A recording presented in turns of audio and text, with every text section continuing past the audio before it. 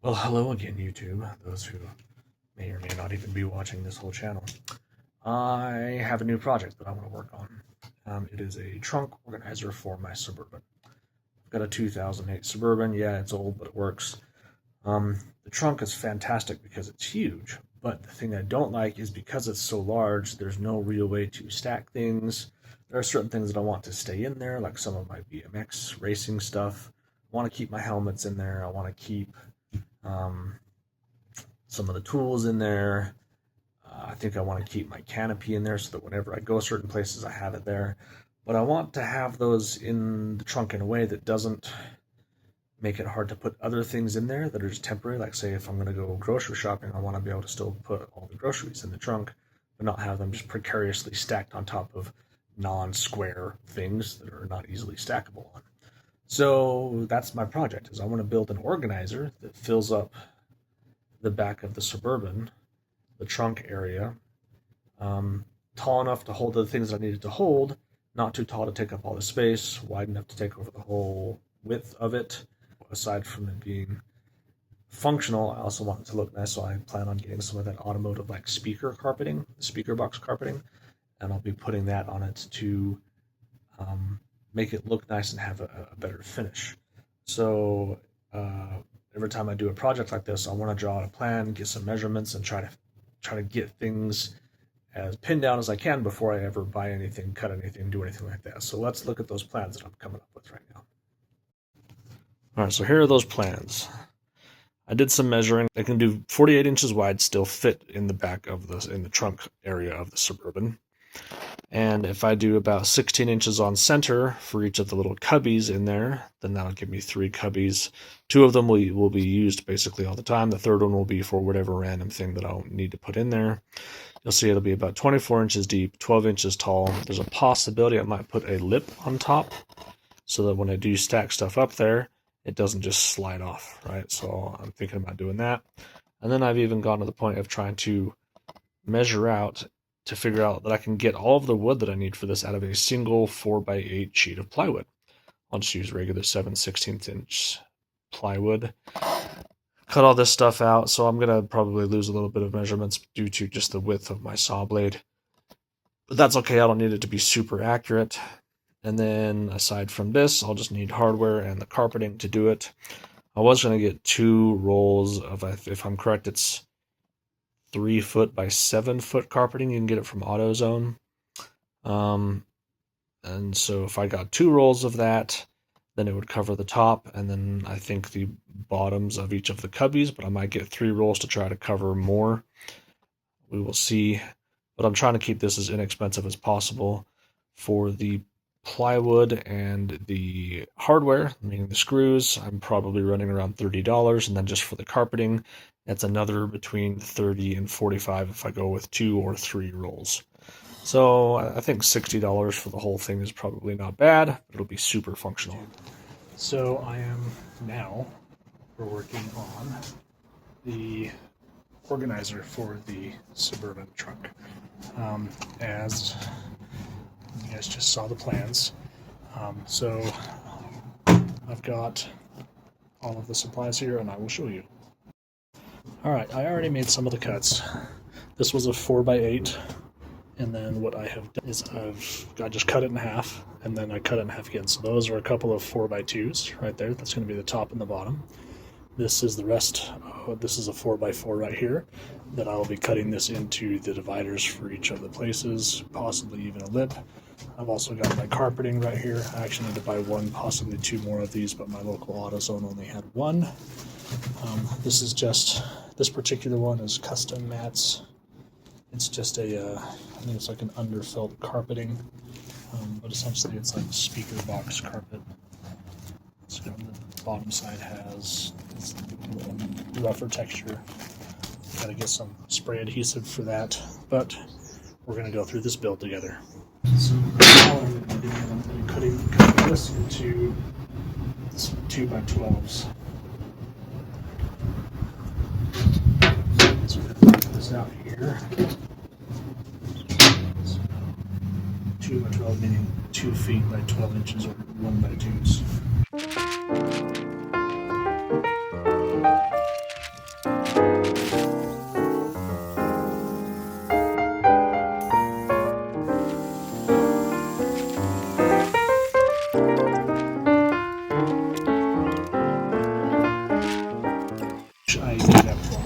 even though I had marked 12 inches all the way across, I had one line that was going down, one line that wasn't. So I then double checked that. Sure enough, looks like that mark was a little low. So I corrected it. I'll be cutting off this upper line. So measure twice, cut once.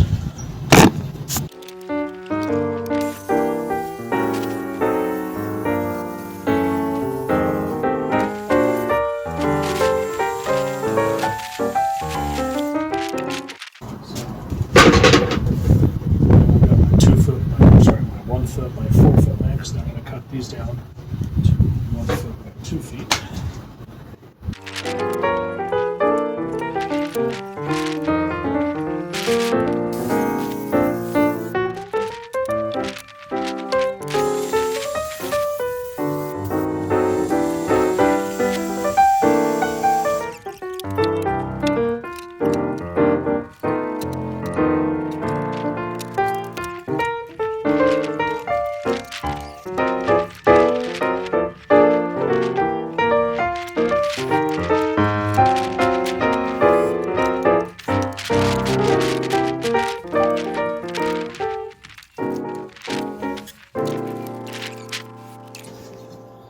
Yeah, I had drilled the pilot hole, but then I drilled a slightly bigger hole for the head of the screw to go into.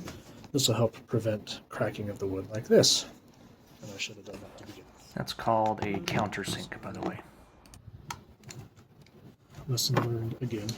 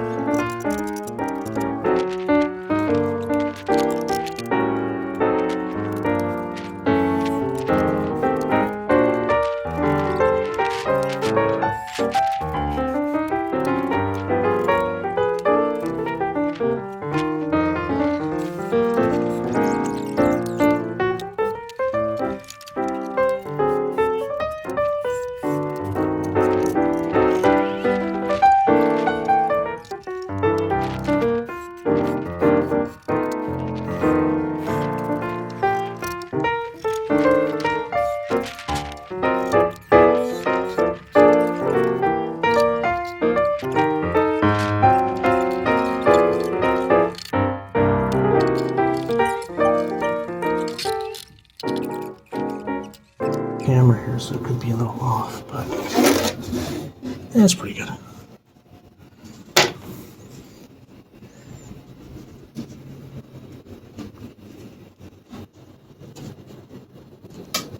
There we go. Okay, so I've got that cubby in there on the 16. I'm just going to work on screwing it down.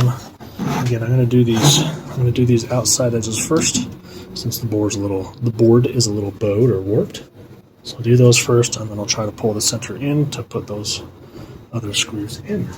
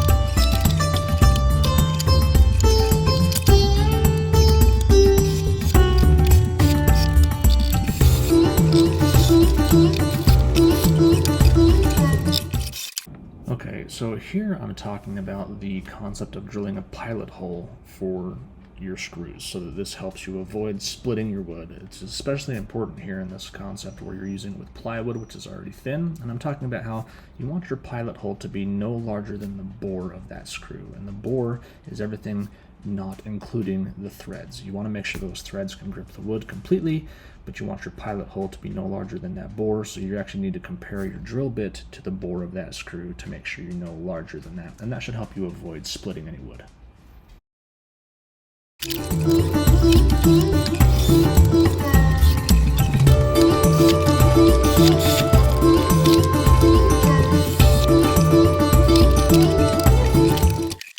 Alright, I'm back working on this. I had to go to Walmart and I had to go grab a couple more supplies because I had forgotten a couple things. I had forgotten to get some spray adhesive so I could put the carpet down correctly. I also forgot a Dr. Pepper because that's totally required for this. So I got the spray adhesive, I got this Gorilla, the contact adhesive.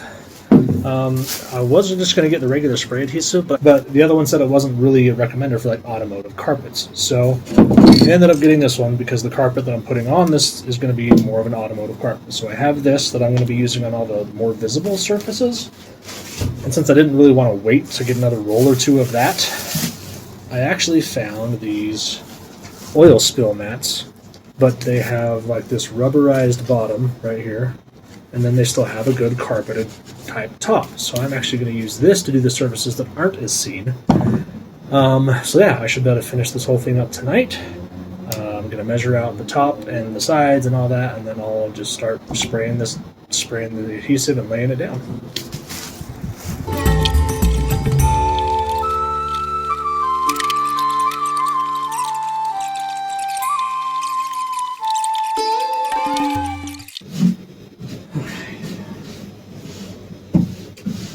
Part of me has wondered if I try to like staple this down in some ways, but guess what? I don't really have a stapler that'll handle going into this type of wood. So I'm not going to do that.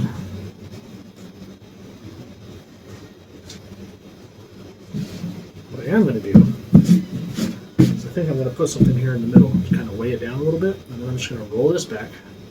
I'll spray the adhesive down, and then we'll roll it down and just like really, try to pull it out nice and taut, lay it down really even. I think that's what I'm going to do.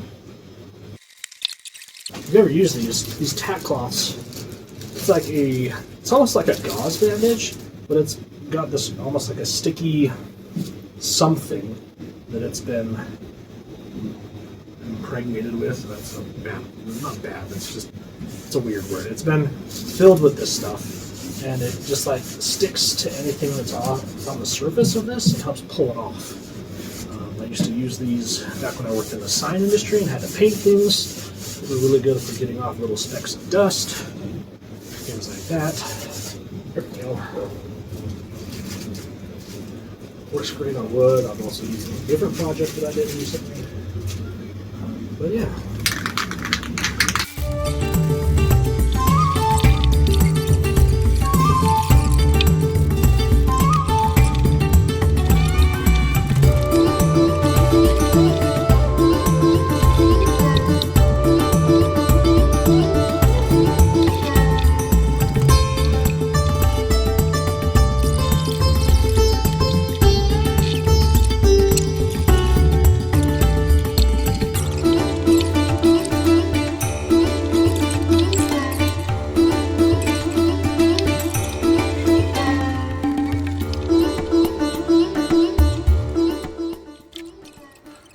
So what I'm doing here now is I put the top on, at least the top carpet. Now I'm starting to cut and put the carpeting that's on the inside bottom of the cubbies.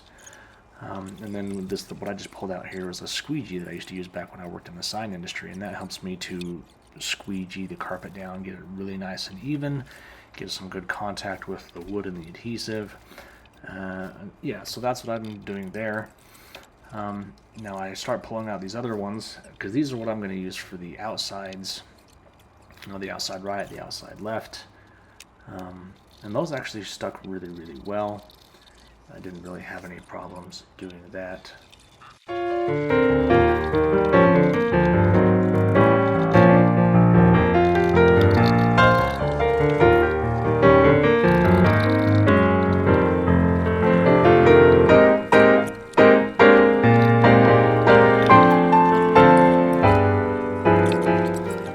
here I actually went and grabbed some push pins because I had some troubles getting the carpeting to stick to the front faces of those cubbies. So I ended up using the push pins to hold them in, but later on you'll actually see that I did end up going to get a little staple gun, and I did use some staples to hold things onto those front faces. But here I'm doing that right side, putting the gray carpeting on the right side, and then I'm also trimming off the excess that's on the front.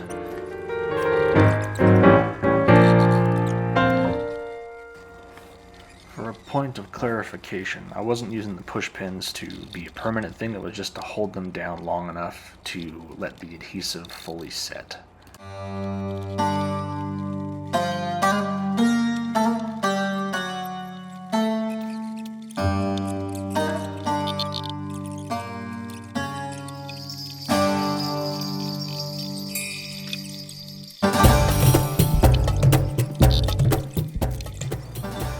And now I'm using the gray carpeting to carpet the inside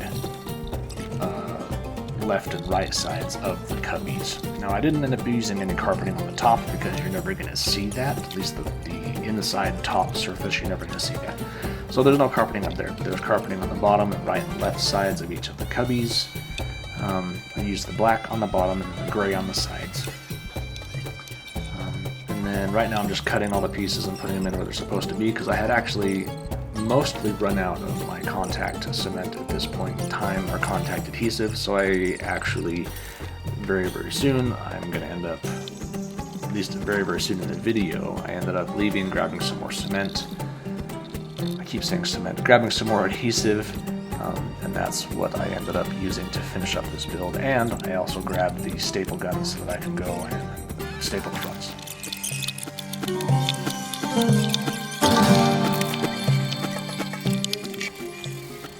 So here you can see that I'm using the adhesive to put all the sides on, all the side carpeting on.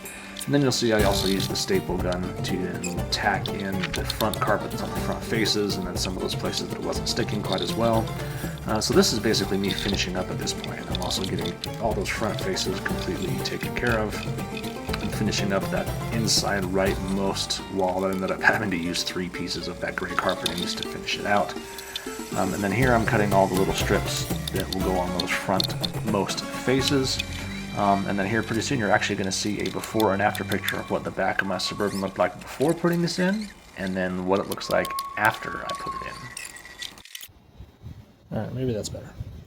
But, finishing up right now, I'll show you in the morning. Alright, here is the finished cubby storage thing. So if I were to do this again, I would change a couple things. You can see right here, you can see all the staples in the front where I was putting the carpeting up on the front. I think what I would change next time is I would just cut these a little bit wider and have them come down the sides, and then I would staple it in here on the sides of these cubbies. That's what I would change for that. And as you can see, I didn't go all the way back to the back because, one, that's going to be up against the rear side of my seat. That's really not going to matter. No one's going to see it. And this is going to sit in a way that the only way you're going to see it is like this. See, so if you look at it from how you're going to see it in the Suburban, it looks great. I think it looks good. The only thing I would change is how I did the carpeting up on these front faces. Like I said, I'll wrap them around, staple them here on the inside edges, and not on the face. But that's what it looks like. And I'm going to be putting that in the Suburban here in just a little bit. All right. I already pulled a few things out, like canopy, a couple bike stands, toolbox. But that's what the trunk looked like before. And you're going to see here in just a second what it looks like after I get that in. All right, so here it is after. Now, yes, not everything is going to be going back in there. A lot of the stuff needs to go back into the house anyway, but this left side, I've got my helmet, some of the BMX number plates. This right side will be one of my daughter's helmets and one of my son's helmets, because us 3 are the ones that race most often. Bike stand, toolbox, speaker, canopy, chairs. But see, I still have room, but I can stack other stuff on top of that. It makes it so that this stuff isn't getting smashed. Yeah, I like that. There you go. You see? Not bad.